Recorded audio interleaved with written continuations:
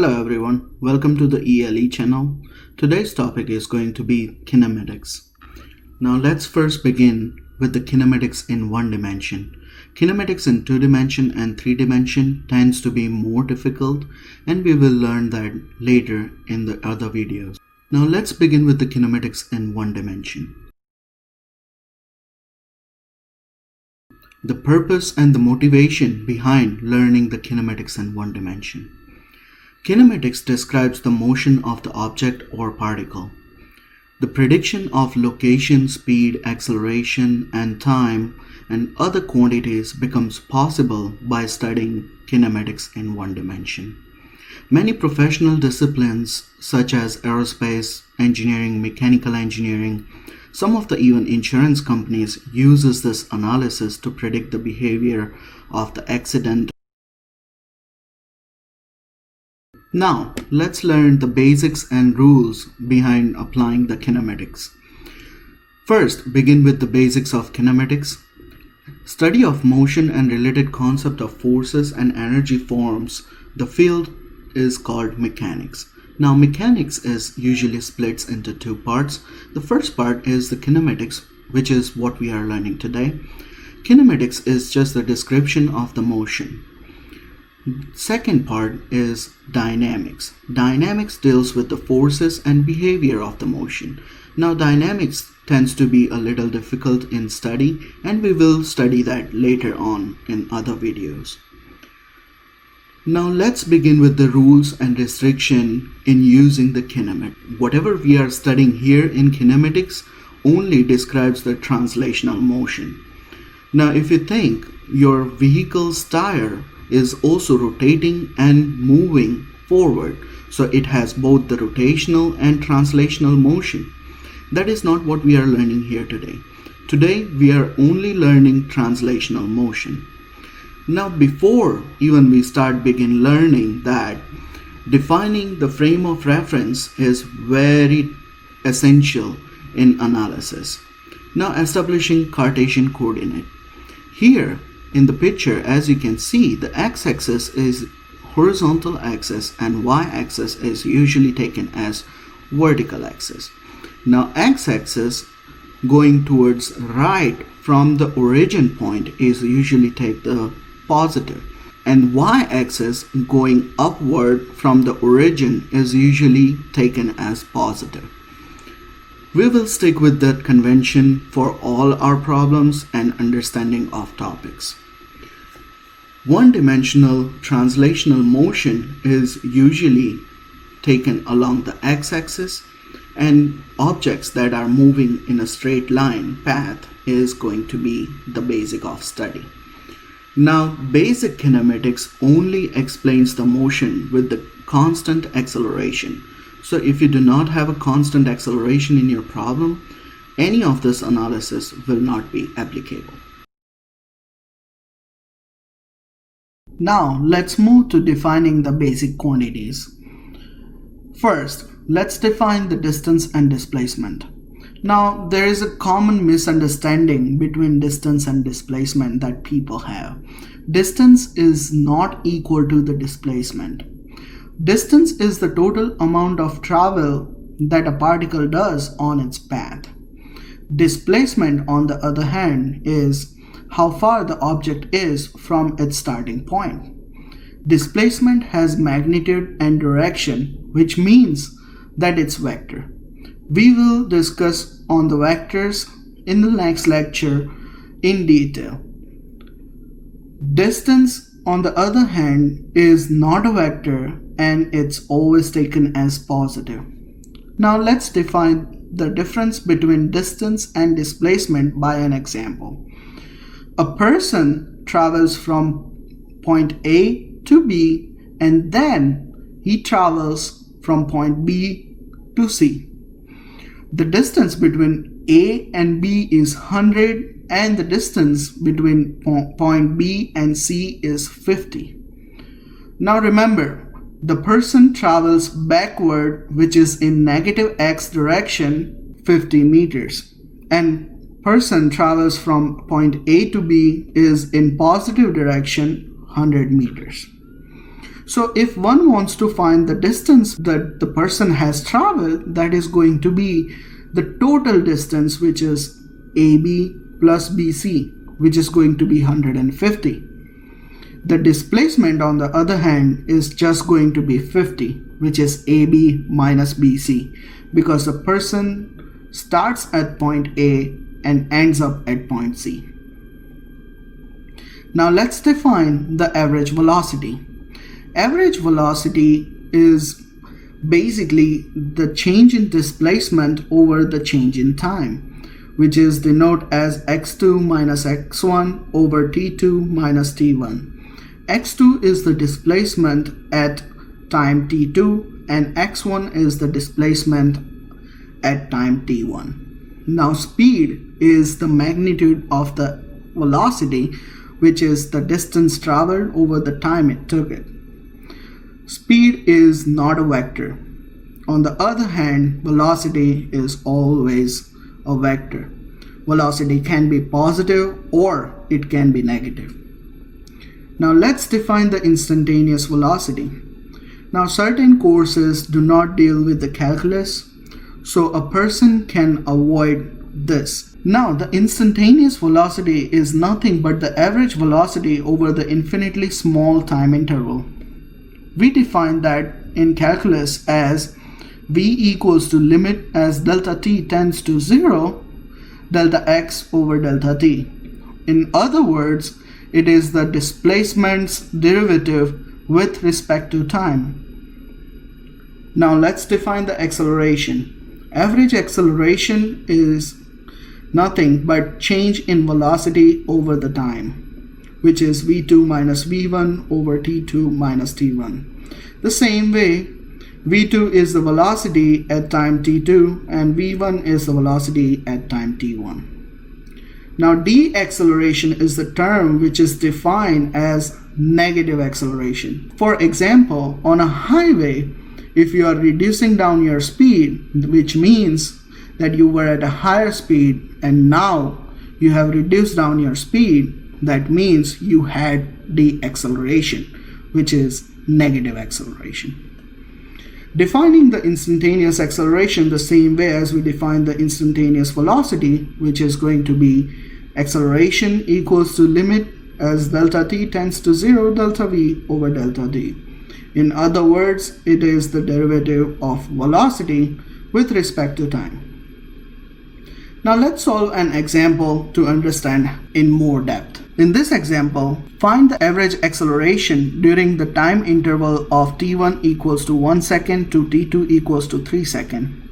The displacement profile is given by x equals to 3t cubed plus 6t squared plus 32. And find the instantaneous acceleration at time t equals to 1 second. We are given the distance profile, which is in terms of time. So if we take the derivative of distance with respect to time, we get 9t squared plus 12t, which becomes the velocity profile. So let's find the individual velocity at the times given. So finding the velocity at time t2, which is 3 seconds, is going to be 117. The velocity at time t1 equals to 1 second is going to be 21 meters per second. Now let's define the acceleration, which is taking the second derivative of distance with respect to time, or the first derivative of velocity with respect to time, which gives us 18t plus 12. Now, here in the problem, we were asked to find the average acceleration during the time interval given. So the average acceleration is going to be the change in velocity over the change in time. So we have found the velocity v2 and v1 at time t2 and t1. So if we plug those all quantities in, we get 48 meters per second squared. Now we are also looking for instantaneous acceleration at t equals to 1 second. So the instantaneous acceleration, we can find that by plugging in the acceleration equation, which is going to be 18t plus 12. T is 1 second, which provides us acceleration to be 30 meters per second squared. Now let's move to the final subtopic, which is deriving the fundamental kinematics equation. Now all the equation that is derived in this section is with the motion that has a constant acceleration. Now this is the most important point. If your particle does not have a constant acceleration, then none of the equation are valid. So make sure you must have a constant acceleration. Now let's define the average velocity over the time t2 and t1, which is v equals to x minus x naught over t2 minus t1. Same way, x is the displacement at t2 and x naught is the displacement at t1. So let's define for easiness, t2 minus t1 is just the time t. So if we rewrite the average velocity equation and rearrange it, it becomes that x equals to x naught plus average velocity times time. This becomes our first fundamental equation. Now, one can represent acceleration, or the average acceleration is going to be v minus v naught over t. If we rearrange this equation, the velocity becomes v equals to v naught plus at. Now remember, this equation is based on final velocity of the object, initial velocity of the object, acceleration, and time. At constant acceleration, velocity is keep on increasing at a constant rate. That means that the average velocity profile is somewhere in middle of the initial velocity and the final velocity. So the average velocity can be defined as v plus v naught divided by 2. So let's use that equation and plug it into equation 1 that we have found above, which will provide us x equals to x naught plus v average times t. Now if we define the above mentioned quantity in here, x becomes x naught plus v naught divided by 2 times t. Now let's substitute equation 2 that we have found above in this equation, which reduced down to x equals to x naught plus v naught t plus 1/2 at squared. Now this is our fourth fundamental equation. Remember, this equation does not depend on the final velocity, which is a different equation. Now let's use the equation 1 again to identify our fifth fundamental equation. So x equals to x naught plus v average times t. So if we plug in the average velocity equation, we get x equals to x naught plus v naught divided by 2 times t. Now from equation 2, one can rearrange that equation and solve it for time t, which is going to be v minus v naught divided by the acceleration. If we plug in this equation in the above equation for distance, one can get x equals to x naught plus v naught divided by 2 times v minus v naught divided by a. So if we reduce down this equation, it becomes v squared equals to v naught squared plus 2a times x minus x naught. Now remember, this equation does not depend on time. So if your problem does not have time, one can use this equation. So equation 2, 3, 4, and 5 are the most important fundamental equation for the kinematics. Now what if your acceleration is not constant? So in that case, one needs to go back to the differential form, which involves the calculus, to solve the whatever quantities that required. So the acceleration is defined as the differentiation of velocity with respect to time, or the second derivative of distance with respect to time. The same way, velocity is the first derivative of displacement with respect to time. Now, free falling object analysis can be performed using all the equation above. So remember, All the equation that we have found above can be used in free falling object. We just need to substitute the acceleration with the gravitational acceleration constant, which is going to be 9.8. Now here I have taken negative 9.8 meter per second squared. Now the negative sign comes from our Cartesian convention. Remember, we have taken that y-axis is usually positive from origin going upward. The gravitational acceleration constant is pointing downwards. That is why it has a negative sign. Now let's solve an example to clear out this idea. So a ball is thrown directly downwards with an initial speed of 3.13 meter per second from a height of 40.3 meters. After what time interval the ball hits the ground? So let's draw a little picture of what actually is happening. Defining the coordinate system is the first thing that a person should do. So here I have defined my Cartesian coordinate as going right hand side is positive and going upward is positive. Now remember, our initial velocity or the speed is given us as 3.13. That means the ball is thrown downwards, which indicates that we are going in a negative y direction. So that means our initial velocity is going to be negative. Initially, we are at 40.3 meters above the ground. So we are above the ground. That means that we are going upward, which means the initial height is positive. Gravitational acceleration is negative because it's pointing downwards. Now final distance that when the ball hits the ground is going to be 0 because we have defined the ground as our base or the origin, and we are looking for time. So as I mentioned above, all the four fundamental kinematics equation have their own quantities.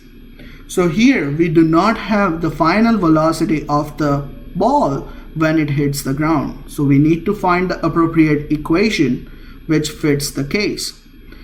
So that means that I have taken y final equals to y naught plus initial velocity times t plus 1/2 gt squared. Now remember, I have selected the base equation. I have not plugged in any quantities yet. That means the equation is plus 1/2 gt squared. Now let's plug in our quantities. So if we plug in our quantities, final distance is 0, initial distance is positive upwards, which is 40.3 meters. The initial velocity, which is negative 3.13 times t, and if we plug in the acceleration, it becomes negative 9.8 t squared divided by 2. So now we have a quadratic equation of 4.9 t squared plus 3.13 t minus 40.3 equals 0. Solving this equation using the quadratic equation solver or the quadratic equation solution will provide you with the time t equals to 2.15 seconds. Now remember, it's a second order quadratic equation, which means that it should have two solutions. One of the solution is 2.56 and the other solution came out to be negative. Remember, time cannot be negative, so that solution is not valid. So that's the end of the topic kinematics.